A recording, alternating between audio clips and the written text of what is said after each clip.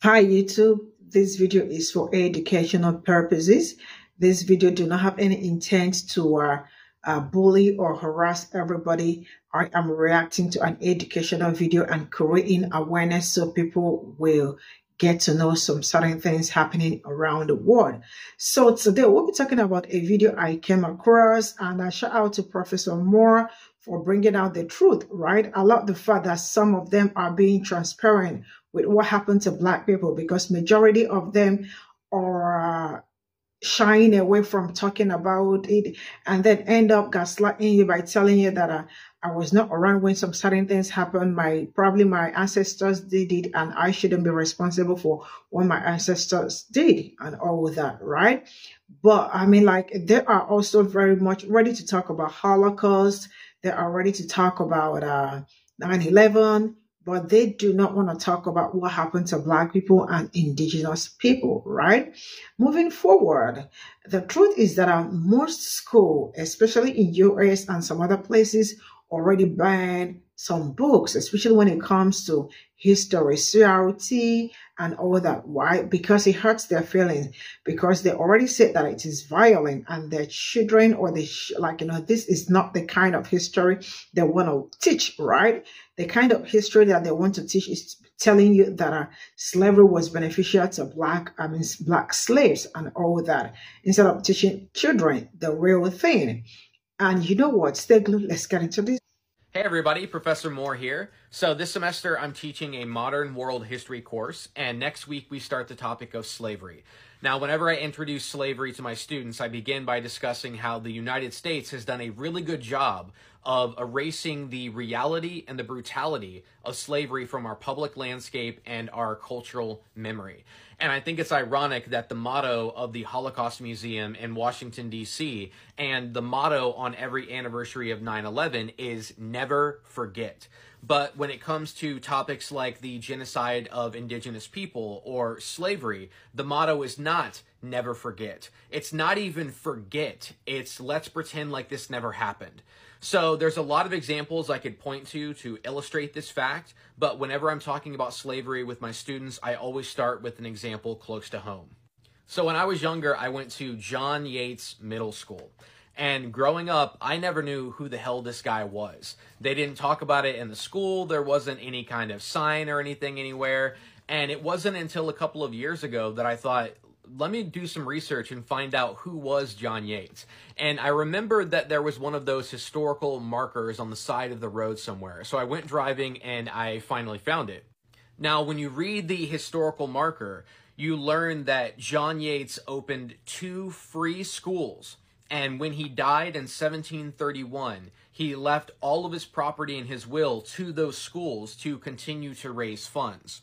So when you read this marker, it sounds like John Yates was a great guy. He was a philanthropist. He was pivotal in free public education. But I had a feeling that there was more to the story, so I decided to do a little bit more research. That research led me to an amazing book by historian Jennifer Oss titled Institutional Slavery, Slaveholding Churches, Schools, Colleges, and Businesses in Virginia 1680 to 1860. So after reading this book, I learned about who the real John Yates was. John Yates was an English slave owner, and he opened 2 free schools for poor white children. And the way that he raised the money to open those schools was through enslaved labor. So when John Yates left all of his property in his will to those schools to continue to raise money, that property was enslaved human beings.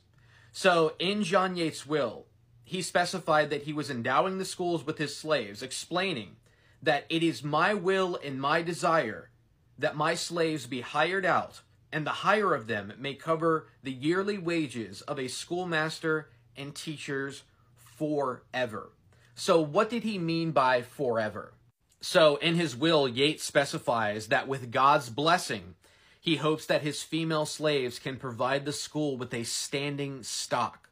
So the idea was that these enslaved females would continue to reproduce and create more slaves to create more profit over time, and that's exactly what happened.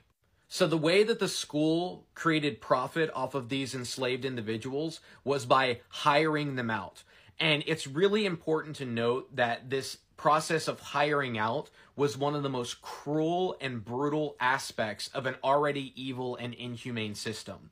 So in her study, Jennifer Ost notes that Yeats condemns his slaves and their descendants to being hired out from year to year for the rest of their lives. And she points out that as these schools turned to hiring out their slaves in the endowment, the slaves typically faced more separation from loved ones and more instability than slaves owned by individual masters or mistresses. She also goes on to note that renters of Yeats' free school slaves made little effort to keep the families of the school slaves together. So, in other words, for poor white children to get free education, enslaved black individuals had to be hired out and their families had to be ripped apart. William Wells Brown escaped slavery in 1834, and in his memoir, he wrote about how this process of hiring out slaves was absolutely cruel and torturous punishment. He says the system of letting out slaves is one of the worst evils of slavery. The man who hires a slave looks upon him in the same light as does the man who hires a horse for a limited period. He feels no interest in him, only to get the worth of his money. Now, if you've ever seen the movie 12 Years a Slave, that's exactly what happens to the main character, Solomon Northup. He's hired out to a sadistic slave owner, Edwin Epps, and that individual rapes and tortures his slaves. So hiring out slaves was extremely profitable for the Yeats free schools, and it was the only way that they were able to exist. In her research, Jennifer Ost found that in 1860, the school hiring out slaves raised them $4,000, and compare that to the $500 they got by renting out farmland. So clearly, these schools could not exist without enslaved labor, and that's exactly what happened. They only fell apart after slavery was ended during the Civil War. So Jennifer Ost comes to some really important conclusions in her book, and I want to share some of them with you. She finds that institutional slaveholding could create a wide circle of beneficiaries of slavery, including teachers, students, and hirers of slaves. All of these individuals benefited from the existence of slavery without necessarily owning many or any slaves themselves. She goes on to note that the entire community enjoyed the advantage of knowing that a large group of enslaved laborers was reliably available for hire each year. Local planners had a flexible source of labor they could count on when they needed it, with no long-term commitment required. Because of the Yeats free schools made slave men, women, and children of every age available, slaves were available at prices that made temporary entrance into the master class possible for almost anyone. Slave hiring, therefore, allowed poorer whites to enter the social ranks of masters, at least temporarily, at a much lower cost than was necessary for purchasing a slave outright.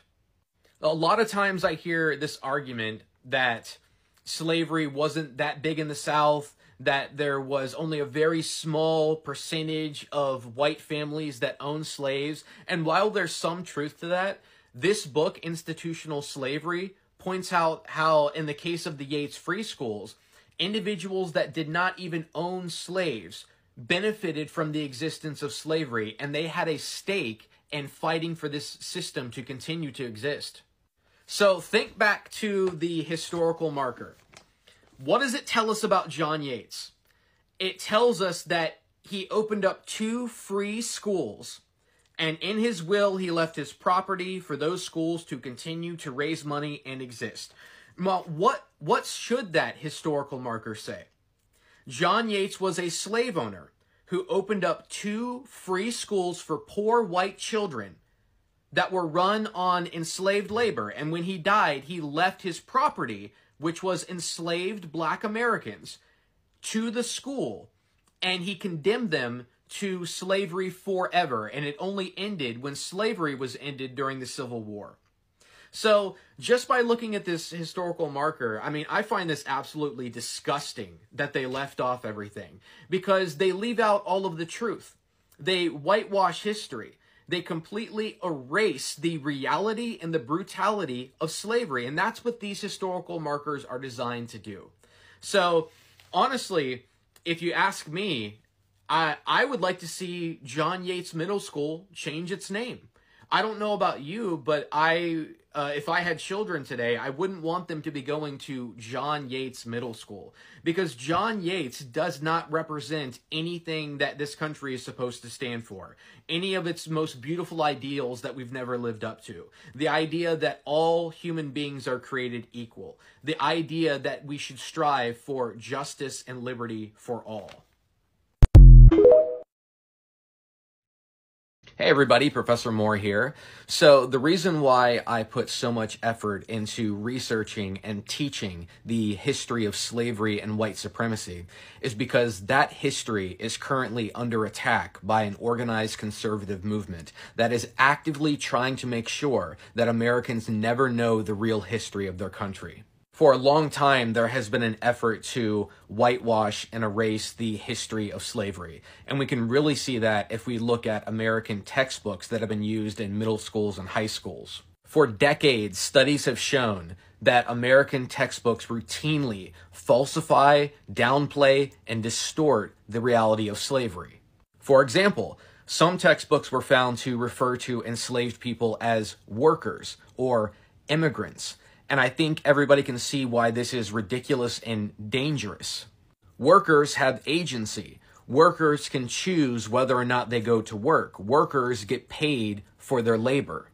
Immigrants have agency. They choose to go to another country. They are not kidnapped and then forced into enslavement.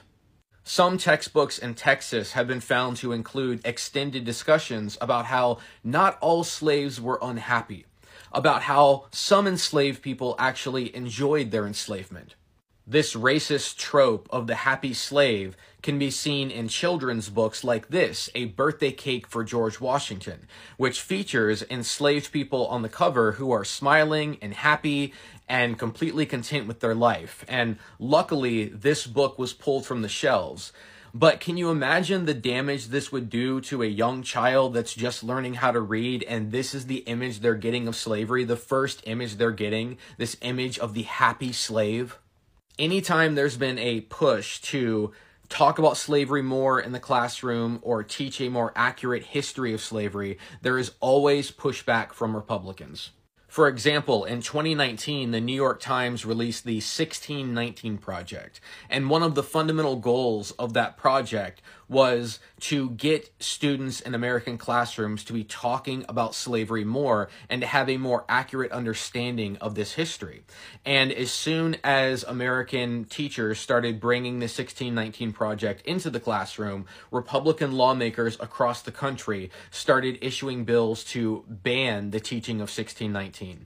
They even went as far as to try to deny funding to any schools that taught the 1619 Project.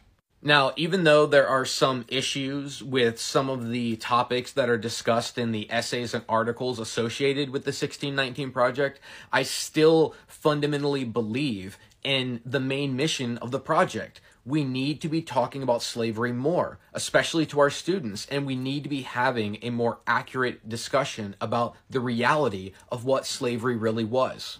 And the reason we need to be having that conversation is because this history is always under attack. For example, after the 1619 Project got started in 2019, in 2020, President Trump started his own 1776 Commission. The 1776 Commission was designed as a complete overhaul of how American history is taught in public schools.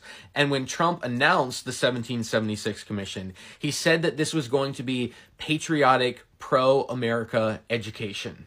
He said that the 1776 Commission will be a pro-American curriculum that will encourage educators to teach our children about the miracle of American history and show them that America is the most fair, equal, and prosperous nation in human history. The 1776 Commission was going to introduce students to slavery, but they were going to downplay it. It wasn't going to be part of the main narrative. They were also going to get rid of mentioning anything about the violence that was committed by European and American colonists against indigenous peoples. Even though when Biden won the presidency, one of the first things he did was issue an executive order to cancel the 1776 Commission, there are still states across the country that are trying to implement exactly what Trump was going for, a pro-America patriotic education that completely distorts, downplays, and erases the reality of slavery. In Tennessee, conservative lawmakers have gone after the history of slavery by attacking critical race theory, which is essentially just critically analyzing how race has shaped American history, not so much of a theory as much as a fact. In Texas and Oklahoma, Republican lawmakers have also issued bills and laws attacking the teaching of history and trying to downplay the reality and the brutality of this system. Florida has been at the forefront of this effort to distort and erase the real history of slavery.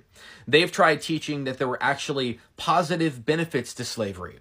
And they've also tried to get rid of any discussion of slavery that would make any white students in the classroom uncomfortable. But here's the thing. History shouldn't be comfortable.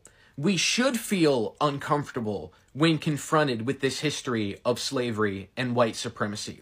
History should not be easy. History is hard.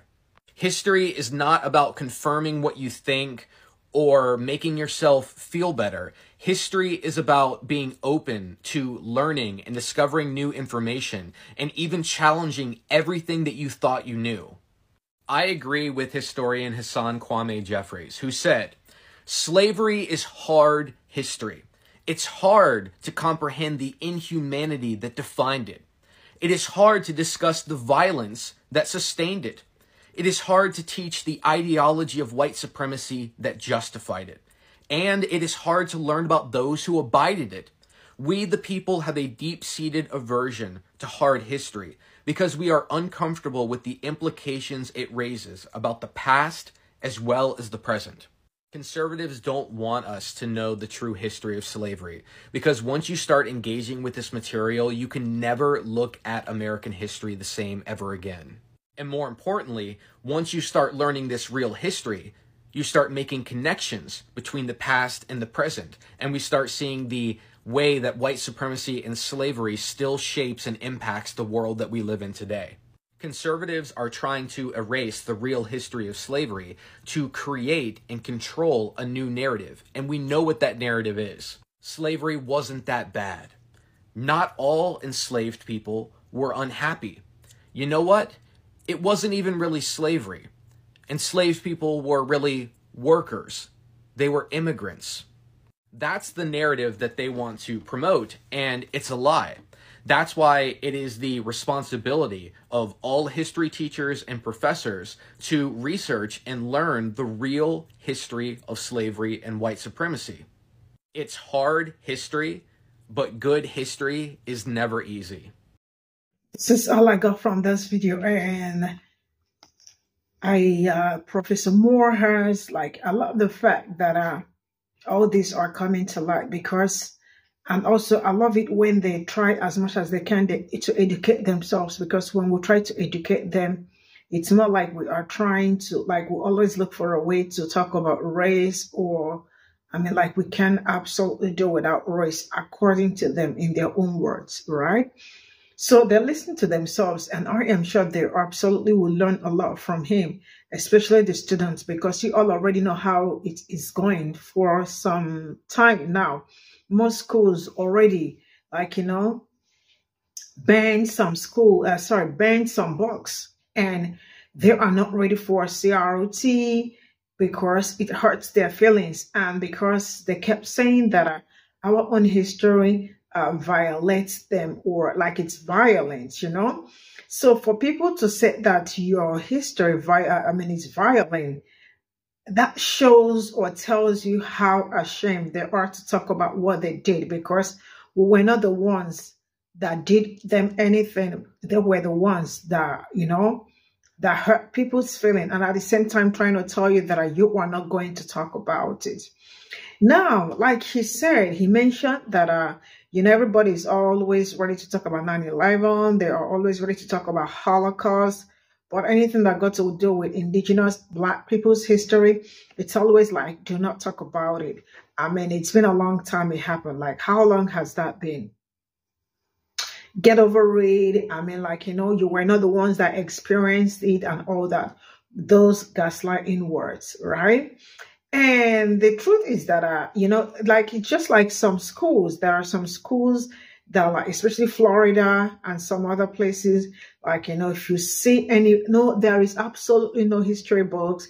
I mean, books that kids are supposed to also read, as long as they feel like it is not something that we need to, I mean, our kids do not need to read this. They just, like, ban them, right? Because, I mean, they just cannot stand it.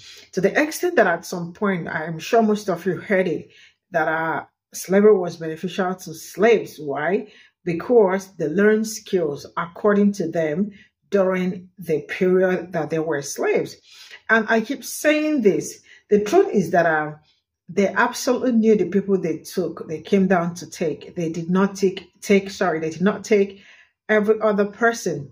They went for the very best, and they picked the very best. Look around, the people that they took were the kings, the queens, the doctors, the nurses, goldsmith, smith, like, a lot of farmers, engineers. They went for the very best, right? And you all already know how, when we talk about who built, like, America, they would tell you that African Americans, Black people did, right?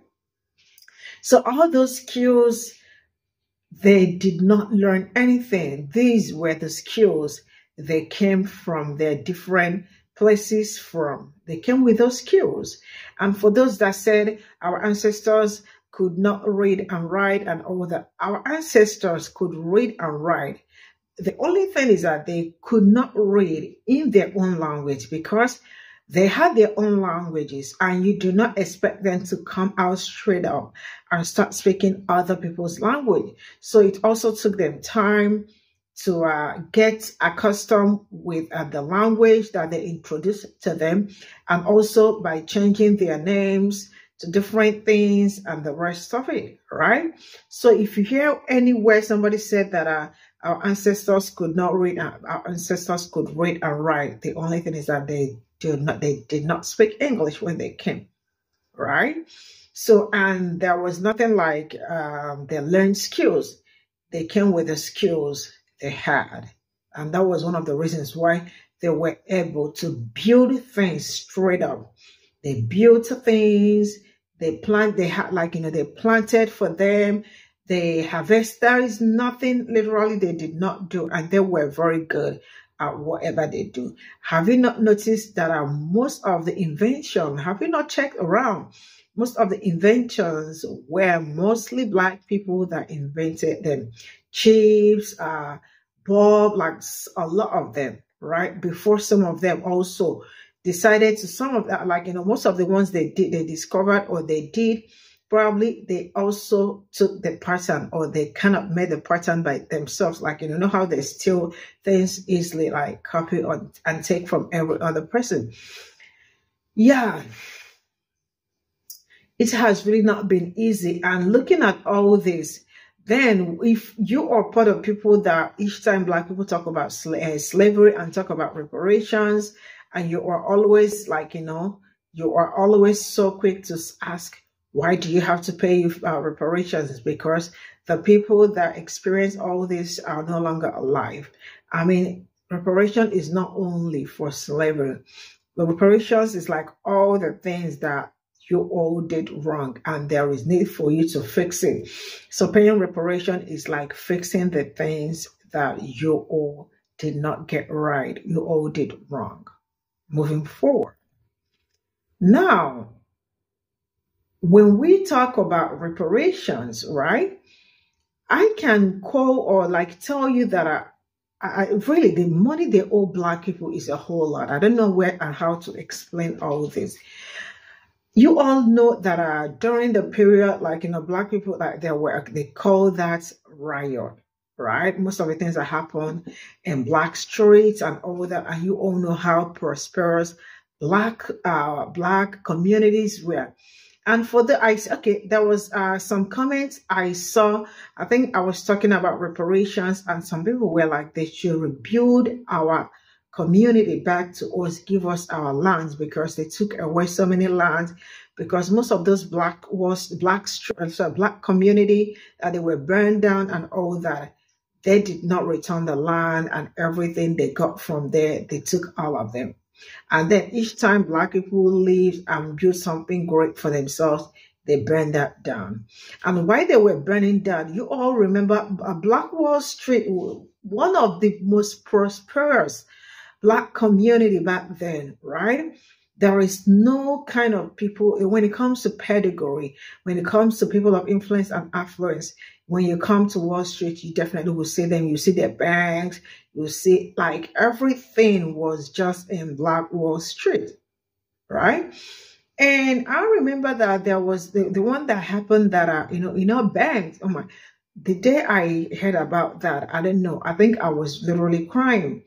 You know how the houses were burned down, people do not have places to go, people like everything in their houses burned, like no ID card and all that, to probably reclaim some certain things.